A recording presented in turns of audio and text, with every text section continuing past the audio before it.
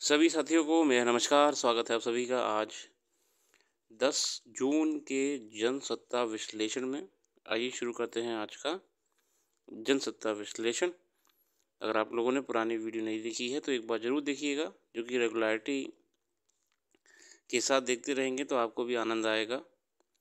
प्रथम पृष्ठ पे हमारे सामने नई सरकार का गठन हो चुका है।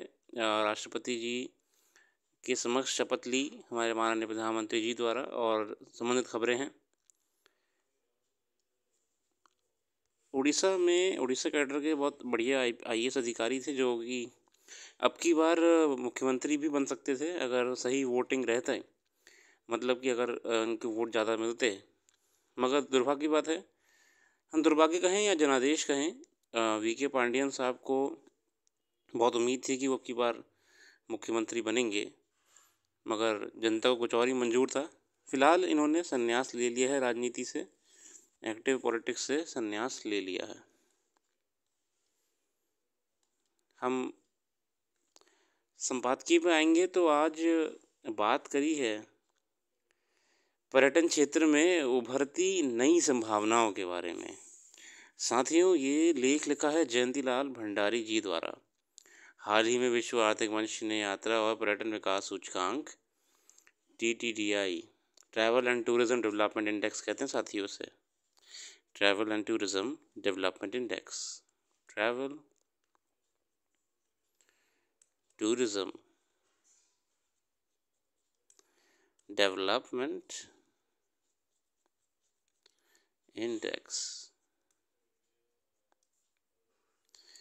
भारत को 39 पोजीशन मिली है। 39 travel and tourism development index में भारत को 39 पोजीशन मिली है साथियों।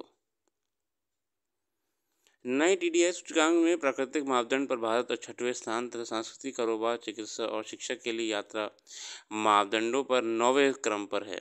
इनमें कीमत प्रतिस्पर्धात्मक के मामले में 18वें, हवाई यातायात की प्रतिस्पर्धा मामले में 26 और ज़मीनी तथा बंदरगाह बुनियादी ढांचे के मामले में 25वें स्थान पे। मतलब ये बहुत सारी कैटेगरीज़ में ये स्थान मिलते हैं ना, रैंकिंग मिलती है। तो वो जो हमारा हवाई जहाज़ वाला है ना, एविएशन टू ट्रैवल एविएशन में हमारा 26वां पोजीशन है।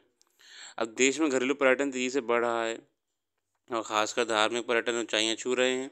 लेकिन नए पर्यटन सूचकांकों के आधार पर कुछ ऐसी महत्वपूर्ण बातें सामने आई हैं जिन्हें ध्यान में रखकर जहां भारत अपने घरेलू पर्यटकों की संख्या में वृद्धि कर सकता है, वहीं घरेलू पर्यटन स्थल पर विश्व पर्यटन की तरह सुविधाएं और सुंदरता निर्मित करके विदेशों में पर्यटन का मोह पाले हुए घरेलू पर्यटकों की आकर्षित कर सकता है ना। ट्रैवलिंग टूरिज्म में देखिए बहुत स्कोप है, बहुत पैसा है देश के लिए।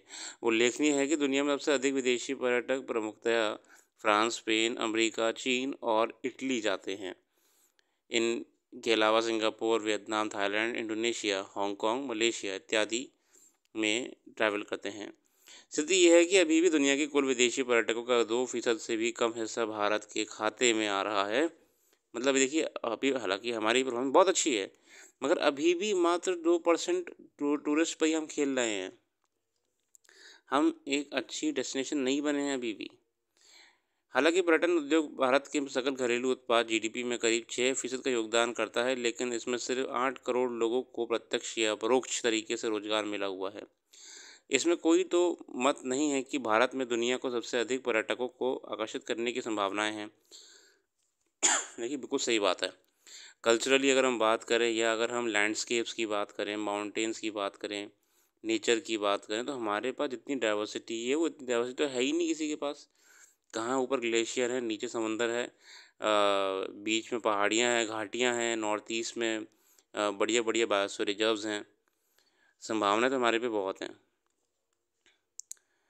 देश के विभिन्न भागों में तटीय पर्यटन, समुद्र तट पर्यटन और आध्यात्मिक पर्यटन स्थल अपनी पहचान बनाए हुए हैं। गौरतलब है कि इस समय दुनिया के पर्यटन प्रधान देशों और भारत के पड़ोसी पर्यटन स्थलों वाले प्रसिद्ध देशों में भारतीय पर्यटकों को लुभाने की होड़ लगी हुई है।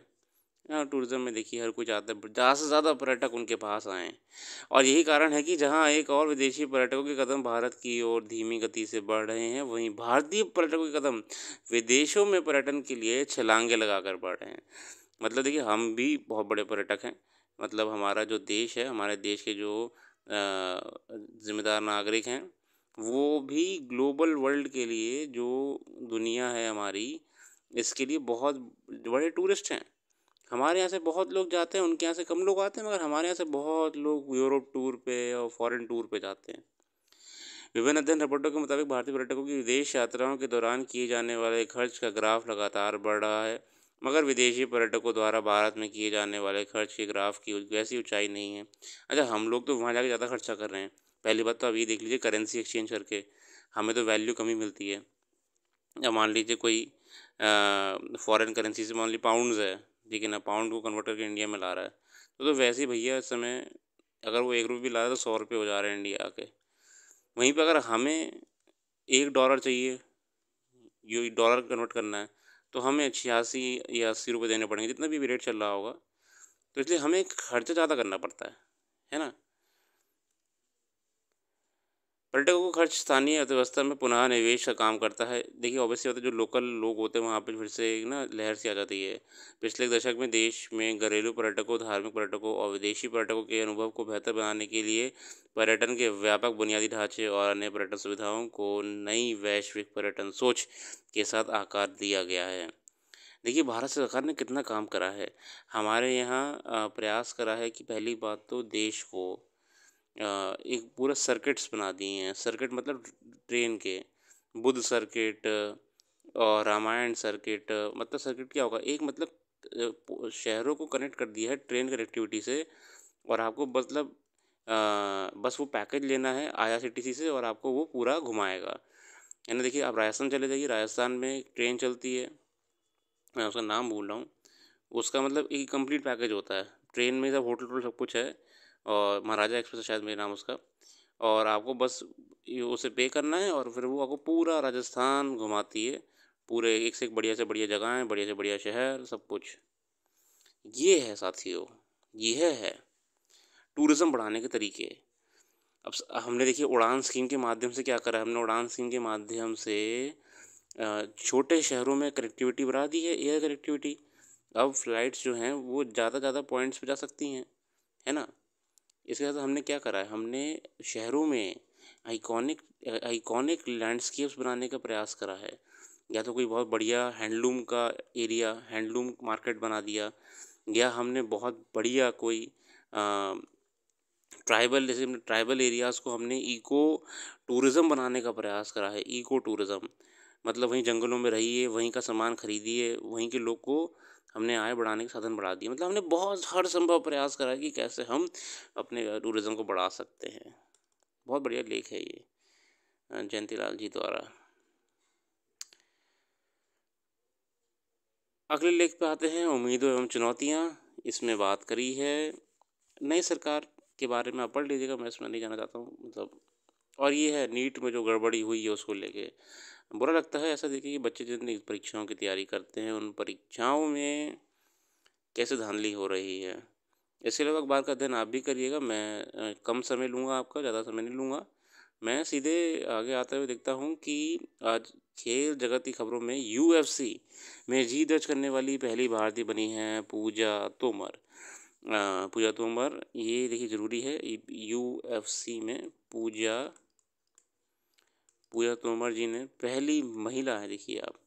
और पहली महिला ही नहीं, पहली भारतीय हैं। पूजा तोमर अल्टीमेट फाइटिंग चैंपियनशिप में जीत दर्ज करने वाली भारत की पहली मिश्रित मार्शल आर्ट फाइटर बन गई हैं। पहली बार इस तरह की प्रतियोगिता में भाग ले रही पूजा ने यूएफसी लुइसविल में, उत्तर प्रदेश के मुजफ्फरनगर में बुधाना गांव में जन्मी।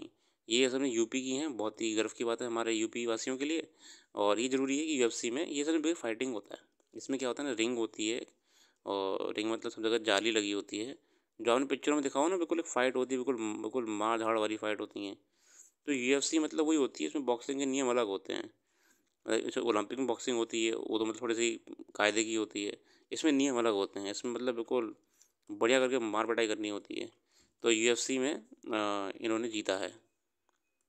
वेरी गुड पूजा जी।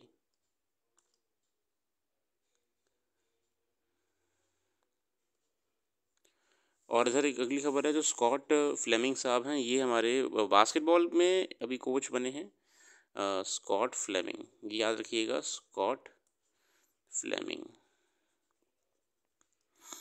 Scott Fleming. बाकी अच्छे रीति रखते हैं। अपना कीमती समय देने के लिए बहुत बहुत धन्यवाद। आपका दिन शुभ हो। इसके अलावा जो भी करंट अफेयर्स हमने यहाँ पर डिस्कस नहीं करी है वो आपको हमारी वेबसाइट मिल जाएगी। वेबसाइट का लिंक डिस्क्रिप्शन में मौजूद है। Have a nice day.